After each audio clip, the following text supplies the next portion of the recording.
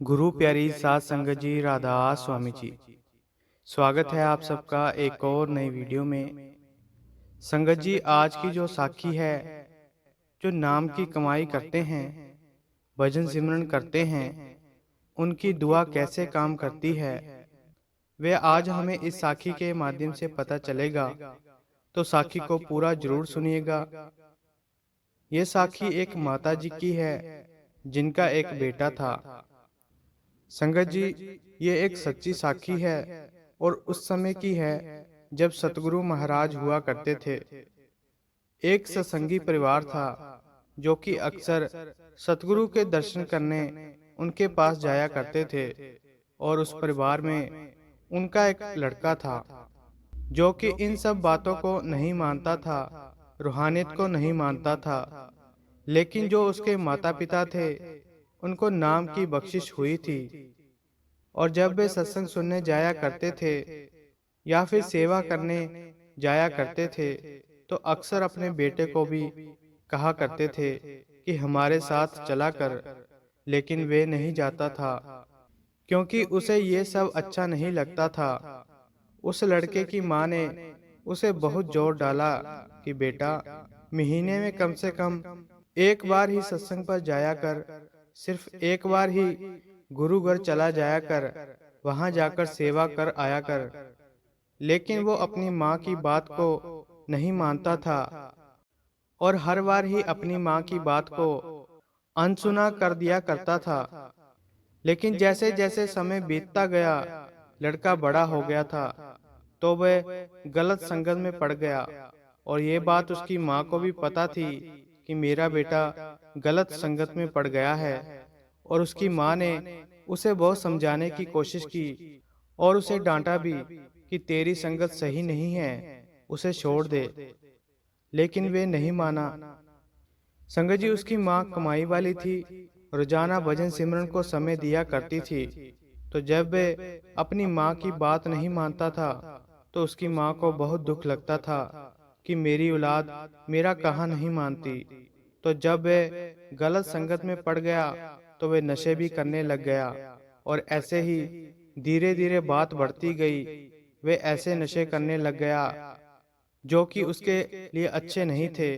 लेकिन उसके साथी उसे ये सब चीजें करने के लिए बढ़ावा देते थे, तो वे उनकी बातों में आकर वैसा करने लग गया।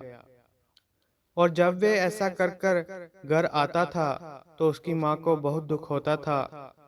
तो धीरे धीरे उसकी हालत खराब होने लगी और उसकी हालत इतनी खराब हो गई कि उसे हॉस्पिटल में दाखिल करवाना पड़ा।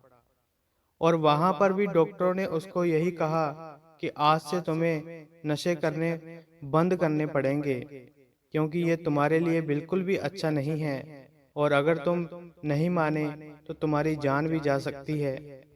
और डॉक्टरों ने यही कहा कि अगर तुमने नशा करना बंद नहीं किया, तो हमारी जो दी हुई दवाइयां हैं वे भी काम नहीं करेंगी और तुम्हारी जान भी जा सकती है।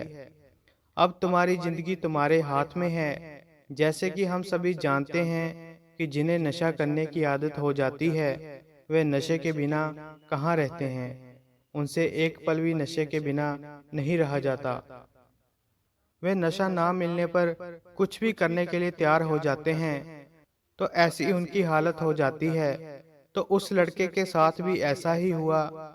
जब हॉस्पिटल में रात का समय होता था, तो वह चीखता था, चिल्लाता था कि मुझे नशा चाहिए और मुझे कुछ नहीं चाहिए, मुझे बस नशा करना है। लेकिन डॉक्टरों ने उसे ये सब करने के लिए मना किया था। लेकिन फिर भी उसने उनकी ये सब बातें नहीं मानी और चोरी से ये सब करता रहा। और धीरे धीरे उसकी हालत और खराब हो गई। और अब डॉक्टर ने उसकी माँ को जवाब दे दिया था कि अब तो हम भी कुछ नहीं कर सकते।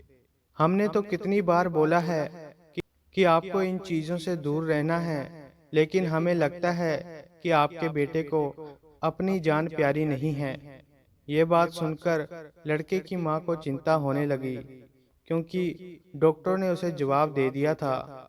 तो उसकी माँ को चिंता हो रही थी कि मेरा एक ही तो बेटा है, और अगर इसे भी कुछ हो गया तो मेरा क्या होगा। संगत जी, माँ तो माँ ही होती है। माँ की ममता की सीमा आज तक कोई बयान नहीं कर पाया है। सभी माता पिता अपने बच्चों के लिए कुछ भी करने के लिए तैयार हो जाते हैं और अपने जीवन भर की पूंजी अपने बच्चों पर लगा देते हैं। तो उस लड़के की माँ ने भी ऐसा ही किया। हॉस्पिटल में बैठी लड़के की माँ ने आंखें बंद की और लड़के के सर पर हाथ रखकर मालिक से ये वचन किए कि हे मालिक, आज तक मैंने जितना भी भजन सिमरन किया है, जितनी भी सेवा की है, उसके फलस्वरूप मुझे मेरा बच्चा चाहिए। हे मालिक, इसे ठीक कर दे। तो ये वचन लड़के की माँ ने वहां पर किए और उसकी माँ का रोना नहीं रुक रहा था, क्योंकि उस समय कुछ भी हो सकता था, लड़के की जान भी जा सकती थी। लेकिन ऐसा कुछ नहीं हुआ। सतगुरु ने उसकी माँ की पुकार सुनी और जहाँ पर डॉक्टर बोल रहे थे कि अब इसका बचना मुश्किल होगा, अब हमारे बस की बात नहीं रही, और डॉक्टरों ने भी जब उन्हें जवाब दे दिया, तो उसके बाद उस लड़के की माँ की दुआ के कारण ही उसकी जान बच गई और धीरे धीरे ठीक भी होने लगा। और 2 से 3 दिनों में वह बिल्कुल ठीक हो गया। और इसी बात को देखकर वहाँ के जो डॉक्टर थे वे भी हैरान थे कि जैसे इनके हालात बने हुए थे, बिल्कुल भी नहीं लगता था कि ये बच पाएंगे, लेकिन फिर भी ये चमत्कार हुआ है। तो ये सब देखकर वहाँ के डॉक्टर थे, सभी हैरान थे कि ये सब कैसे हो गया, क्योंकि हमें तो लग रहा था कि अब इनके कुछ ही दिन और हैं, लेकिन ये तो बहुत जल्दी ठीक हो गए। उन डॉक्टरों को क्या पता था कि उस लड़के की माँ की वह दुआ ही उसको बचा गई है। तो संगत जी, जो कमाई वाले जीव होते हैं, जो नाम की कमाई करते हैं, उनके मुंह से अगर कोई भी वाक्य निकलता है जिसे उन्होंने पूरे होश में कहा हो, वह पूरा होता ही होता है।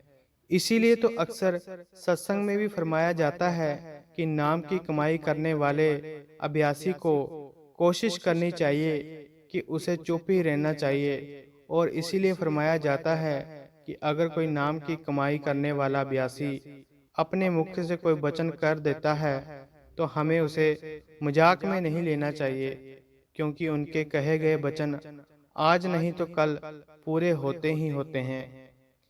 इसीलिए लोग संत महात्माओं से संभल कर ही बात करते हैं और काम की ही बात करते हैं, क्योंकि उन्हें डर रहता है कि पता नहीं इनके मुख से क्या निकल जाए।